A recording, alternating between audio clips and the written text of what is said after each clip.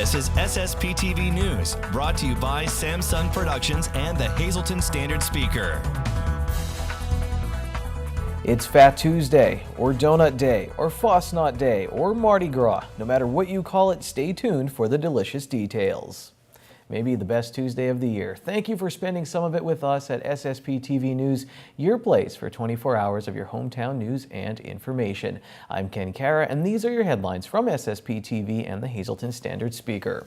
A New York man is facing sexual assault charges, and the victim is a 15-year-old girl. Hazleton police responded to the area of the 700 block of McNair Street around 3:30 this morning for a report of a female who was assaulted, and the accused is still on the scene.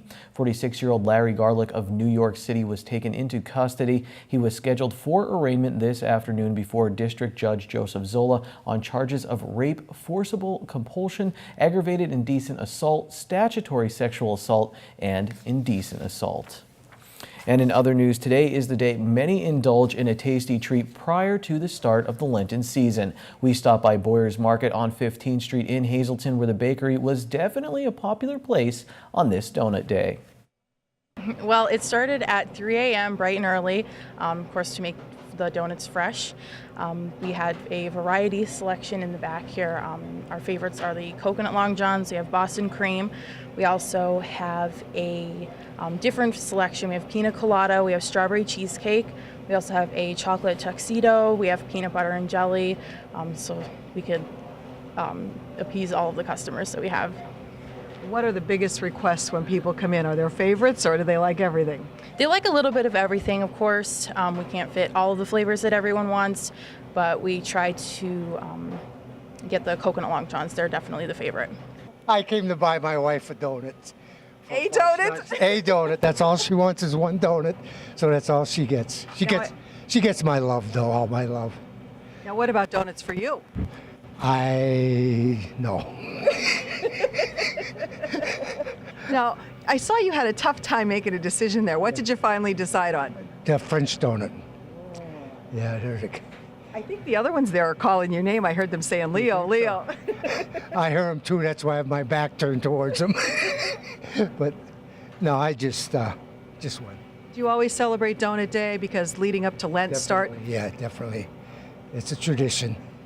Well, we're here to do some shopping, but of course today is Donut Day, so we came in for Fosnot donuts. And you wanted the original Fosnot. Correct. Absolutely. I want the original. I'm Pennsylvania Dutch, so I want the original.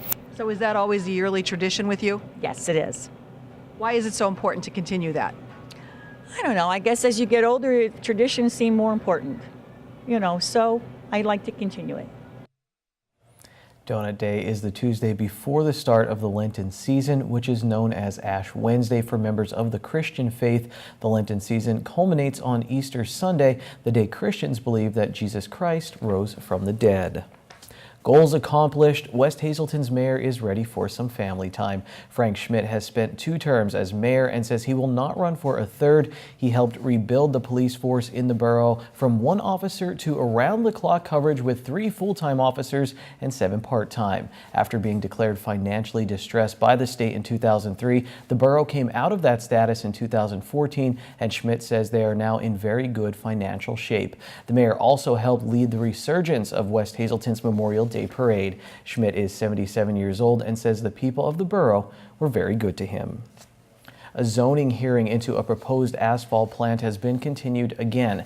Yesterday's hearing, which was a continuance of a hearing in November, ended after a little more than 2 hours last night. Glen O'Habaker Company out of State College is looking to construct the plant in the area in Sugarloaf Township that is zoned for industry. According to our media partner, the Standard Speaker, traffic concerns resulted in legal counsel for Habaker requesting the continuance so that a traffic expert could be brought in to answer concerns.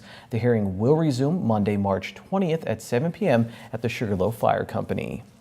Tomorrow is March 1st, and Friday is the first Friday of the month, and that means another big event in downtown Hazleton. Lisa Sugart has more on what's in store for this month's celebration. Well, Krista Schneider is back with us. She's the executive director of the Downtown Hazleton Alliance for Progress. And it's time for another First Friday for the month of March. And you have a lot on the schedule. Yeah, time's flying. So for March, we're recognizing Dominican culture because of the high Dominican population we have, especially downtown businesses.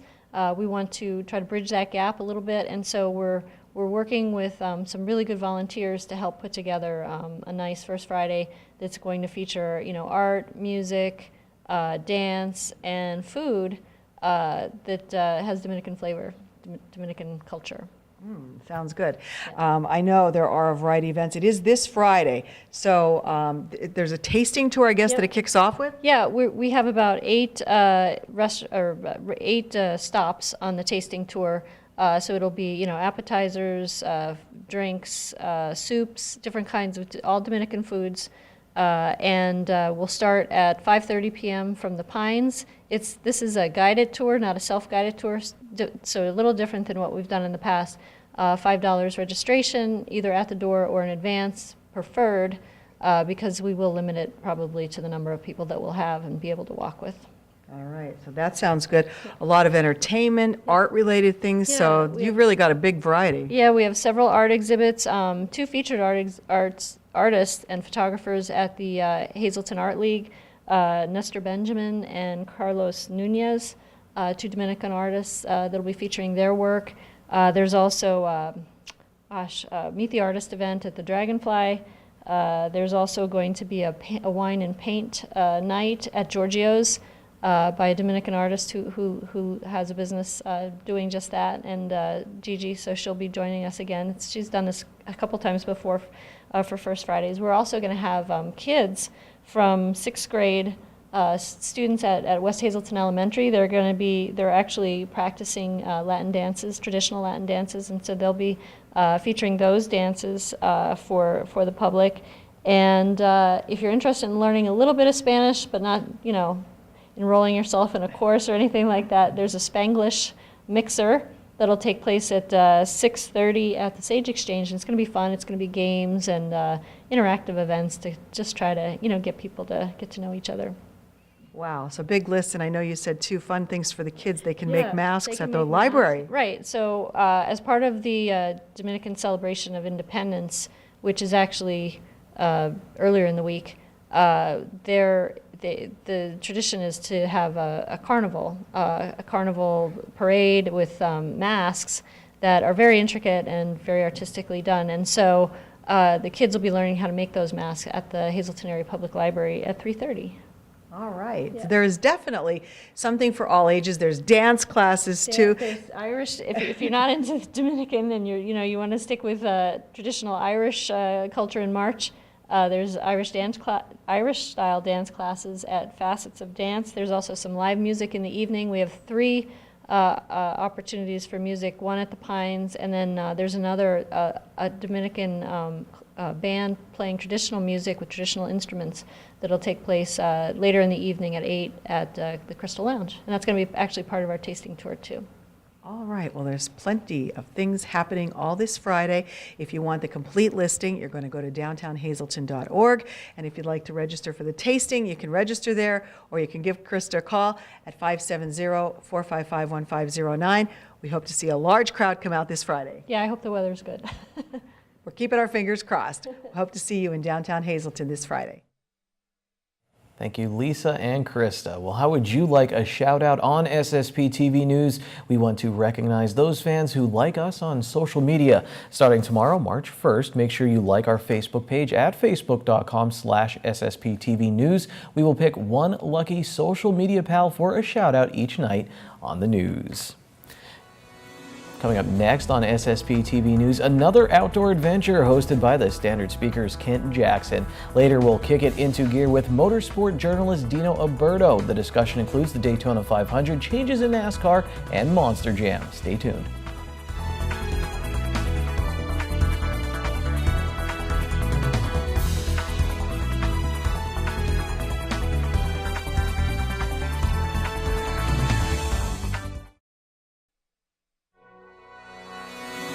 This is SSPTV News, brought to you by Samsung Productions and the Hazelton Standard Speaker. Get ready to raise the roof for Brandon's Forever Home in Hazleton. Remember this? You don't have to do the raise the roof motion when you come out to Holy Family Academy on Laurel Street on Sunday, March 5th. There will be vendors, tricky trays, food, and fun to help raise money for roof reconstruction at Brandon's Forever Home. BFH is a local nonprofit that raises awareness about children and foster care and their need for permanent loving homes. For more information on this event and BFH, go to brandonsforeverhome.com. It's time now for our weekly trip outdoors with Kent Jackson.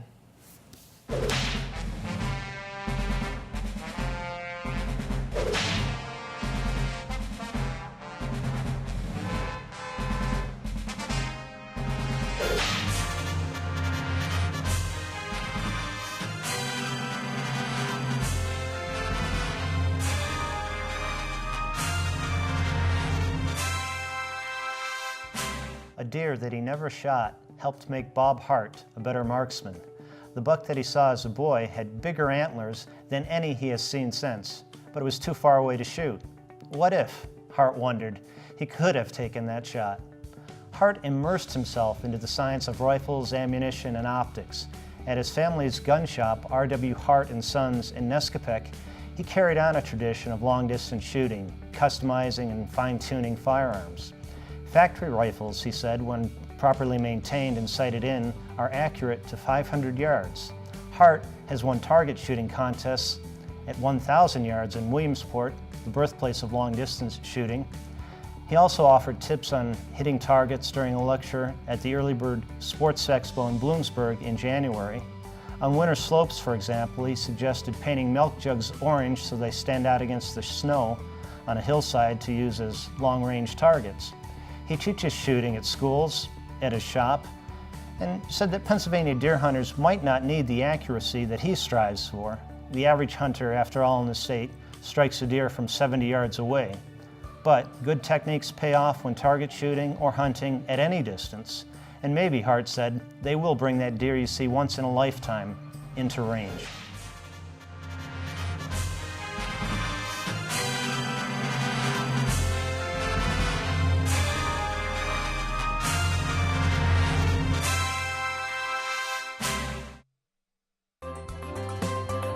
Time now for weather on SSPTV News. Here's our local forecast from the National Weather Service tonight. 40% chance of showers mainly after 7 p.m. It will be cloudy with a low around 54 degrees. New precipitation amounts between 1/10 and 1/4 of an inch possible. Then for Wednesday, we have a hazardous weather outlook with showers and thunderstorms that could be severe with strong winds and heavy rainfall. High near 69 degrees. Southwest wind 11 to 17 miles per hour. 80% chance of rain. New rainfall amounts between 1/4 and 1/2 of an inch possible. At night, showers and thunderstorms before midnight, then a slight chance of showers between midnight and 1 a.m. Some storms again can be severe with damaging winds and heavy rain. Our low will be 33 degrees, wind gusts as high as 32 miles per hour. On Thursday, it turns mostly sunny with a high only near 37 degrees. It will stay windy with wind gusts as high as 30 miles per hour. Thursday night, 30% chance of light snow, partly cloudy with a low around 22. Friday, 30% chance of light snow, partly sunny, high of 30 degrees. Friday night, partly cloudy, low in the mid-teens. Saturday, mostly sunny with a high of 32. And then Saturday night, partly cloudy, low of 25. It's a brand new year and we're back here at Edgewood by Sand Springs. We're in the beautiful bridal suite and we're joined again with Samantha Perkowski. She is the event coordinator here, and I'm sure a lot of people out there watching recently got engaged for the new year. Oh yes, absolutely. So this is actually the best time of year to come and start looking at venues. A lot of people have gotten engaged over the holidays and for the new year as well. So we are doing a lot of business with having future brides come in and see our beautiful venue. Now, Edgewood recently was taken over by Sand Springs, and it is growing tremendously. This year is a big year because you are actually expanding your venue. We are. So this is so exciting for us. We are actually getting an on-site ceremony site, which is going to overlook our beautiful golf course. It's going to be within feet of our outside cocktail hour and, of course, our reception venue as well. So if you're looking for a venue that has everything all all in one place, this is the place to come. We're actually breaking ground as of March for our ceremony site, so we're hoping to keep everybody up to date on the progress of that, and we're going to hope to be able to show it off to everyone as soon as it's complete. You want to book soon because, again, those dates go quickly if you're looking within the next year or two. Absolutely. So we've already began to book 2018 and some inquiries for 2019 as well. So if you are looking for a specific Saturday or a specific date, I would absolutely begin your venue search and start looking to book that as well. All right. Well, thanks for joining us here. We'll see you next week on SSPTV News. Here's our green screen on this Tuesday. Your midday winning Pennsylvania lottery numbers: pick 2, 2 zeros, pick 3, 5, 6, 9, pick 4, 3, 4, 3, 5, and pick 5, 6, 4, 2, 4, 9. When we come back, Dino Alberto is here to talk all about the Daytona 500. We'll be right back.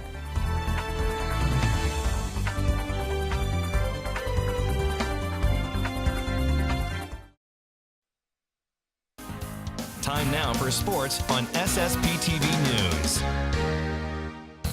Hey everyone, remember this guy? Well, Dino Alberto is here, and changes abound in NASCAR, and right here now it is Keeping Track with Dino Alberto, and that's the name of your column in the Standard Speaker as well. So everything will be uniform when you read him in the Standard Speaker. That's what you will be looking out for. And Dino, the Daytona 500 just happened. There was a lot of excitement around it. I'm not a huge NASCAR guy, but when I watched, all of a sudden I was watching highlights of stages, and I was like, what happened here? You said there's been some interesting reaction to this new racing format for NASCAR, where it's what, in 3 stages of the race? 3 stages for all of their top-tier divisions, the Cup cars, the Xfinity cars, and the trucks.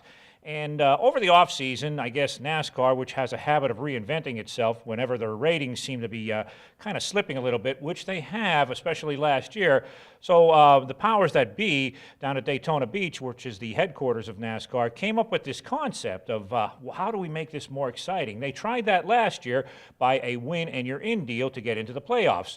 So that worked okay, but now they took it a step further and they said, here's what we're going to do. We're going to break up these races in so-called stages. So they'll run X amount of laps, throw a checkered flag, and hand out championship points, or, playoff points towards the chase for the Cup and what have you in the other divisions.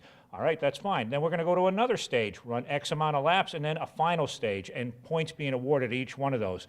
So they started that off Friday night with the trucks, and it was an immediate disaster. There was just carnage from the word go. They were racing as though each lap were the last lap, and just people were wrecking and spinning and crashing. The following day, Saturday, the Xfinity race, pretty much the same scenario. It goes into overtime. The stages were very wild as well. And then on Sunday for the 500, which everybody was anticipating, and they had a sellout crowd for that thing too, which was pretty cool for them. But they got through the first stage okay, which was at the end of 60 laps. But right after that, pretty much the bottom dropped out, and cars were wrecking and crashing, and there was a lot of tempers being flared, and as you saw in the end, it came down to a fuel mileage race, but there was something like only 14 cars basically running in the lead pack. Everybody else that was out there that survived was a lap or 2 or 3 down, and Kurt Busch was able to win. Afterwards and throughout the race, I was following social media, which NASCAR is very big on, and man, there was not a lot of happy campers out there, to say the least. So I think right at this point, it's a work in progress. I'm sure they're sitting down and crunching those numbers, and there's going to be some changes. Another thing, Kenny, they have this new deal. It's called a 5-minute clock. In the event that you wreck on track, come into the pits, they're going to put this 5-minute clock on you to repair your car. You can only do X amount of work to that. You got to get back out on the track. The clock is still ticking. While you're on the track, you must race up to a minimum speed that they say you can go out and race and continue to race on. Once you get to that minimum speed that they're looking for, they'll stop the clock, and then that way you can reset and come in and do more repairs. But 5 minutes, I don't know exactly how much you can get done with that, so I think that's another piece of the puzzle that's going to take a look at. So it was interesting. There was, for some people, they thought it was exciting, but for a lot of others who want to see just the pure excitement of racing and racing hard, that element, it's kind of a fine line right now, and I'm sure next week in Atlanta you'll see some more of the same, but we'll have to wait and see. Well, when you talked about that 5-minute rule to me, you said, what are they going to do, tape together the cars? When I read the lead for the story about the Daytona 500, it said Kurt Busch's car was damaged in a wreck and held together with tape when he came around. So I know what's going on in the pits there. Now, Dino, locally, I was at Monster Jam on Friday night. This is my first experience with it. It was interesting, and these athletes, they showed them training just like any drivers. It was a Triple Threat Series East, and Tyler Menninga, you're going to hear from him. He drives Gravedigger, but what Triple Threat means is that they do ATV racing, they do some speedster racing, and then the monster trucks. So Menninga gets the win for Gravedigger. He now leads the points there. They take all the points leaders, I guess, in all different series. They go to the World Championships. And here's what Tyler had to say to me before, actually, on Friday in rehearsal. How similar is it to a car or a race car? Honestly, it's just, you'd think 1,500 horsepower, it's a lot of horsepower, but it's also a lot of weight too. So for me, I mean, you can control the truck like you are driving a normal car on the road. You know, it just, different people like to control it different ways. Some people can't control it. You know, it's just, it depends on the person. But in my opinion, I feel like I can just control it like you're just your daily driver vehicle. What do you drive? What's like your regular car? 2013 Chevy Silverado. What a show, Dino. And you mentioned Monster Jam. They don't even really put themselves out there too much, but people love it. They flock to it. They do something right. It's just amazing because, Kenny, you saw the place was packed, and the fans love that kind of stuff. It is exciting. And think about it. We're in this studio set here, and there's a pickup truck, basically, which is the monster truck, but twice the size of where we are right now, and they're inside the arena. And you've covered basketball, hockey, and things up there, and how do you get one of those guys to do the kind of things that they did inside that arena? Just amazing. And you know, we're going to feature them on Out of Left Field. And one of the things I said as I was watching them go around, because it is a small space, I said, yeah, it's great you're doing wheelies in this, but I'm more impressed how they parked the things in there in between each other and how they moved around. So that was quite incredible. All right, Dino Alberto, you'll see him back here because we have a lot to talk about. You mentioned changes at Pocono races coming up for NASCAR, so there's a ton more to get to. Keep track with Dino right here on SSPTV and in the standard speaker. Good evening, everyone, and here's tonight's Talk of the Town report. First tonight, the Laurel Mall will once again be hosting the annual Spring Community Carnival. This event is open to all nonprofit groups in the Hazleton area as well as surrounding areas. This is a wonderful opportunity for groups and organizations to raise funds in a mall-wide bazaar setting. The only minimal fee involved is for the table rental. Groups may sell various types of items, including homemade foods and baked goods, raffle tickets, games of chance, crafts, and items with your organization's logo. For info on the event or to register, please contact Rocco Russo 570-454-2100. And one more quick announcement, the MPB Community Players will be presenting the musical Godspell June 2nd, 3rd, and 4th, and are announcing that auditions will be held Monday, March 6th and Tuesday, March 7th at 7 p.m. The auditions will be held at Most Precious Blood Church Hall in Hazleton. Performers of all ages are invited to attend. For info, just call 570-401-6679. That's tonight's Talk of the Town. SSPTV News would like to send sincere condolences to the family and friends of these recently departed. The Reverend Dwight A. Husband Sr. of Gettysburg. Private service will be held at a later date in the Evergreen Cemetery. Arrangements are by the Monahan Funeral Home. Lucy Ann McCullough, formerly of Hazleton. Mass is Thursday at 10 a.m. in the Holy Rosary Church. Friends may call Thursday from 9 to 10 a.m. at the church. The Firo Funeral Home is assisting the family with the arrangements. Bernard C. Chenoa of West Hazleton. Mass is Thursday at 10 a.m. in the Transfiguration Church. Friends may call Thursday from 9 to 10 a.m. at the church. The Hillary J. Bonin Funeral Home is assisting the family with the arrangements. Rudolph P. Hoda of Drums. Funeral is Thursday at 11 a.m. in the St. John's Lutheran Church. Friends may call Thursday from 10 to 11 at the church. The Cropton Hughes Funeral Home is assisting the family. And Margaret Joan Petzold of Henderson, Nevada. Funeral mass is planned for the spring on a date to be announced. Boston Cream Donuts, they are the best. I hope you had a great donut day. We'll be back here tomorrow. Lisa Sugar is running all over. I don't know who she was talking to, but we'll find out together. It should be interesting. Take it easy, everyone. Watch us online anytime at ssptv.com and follow us on Facebook and Twitter.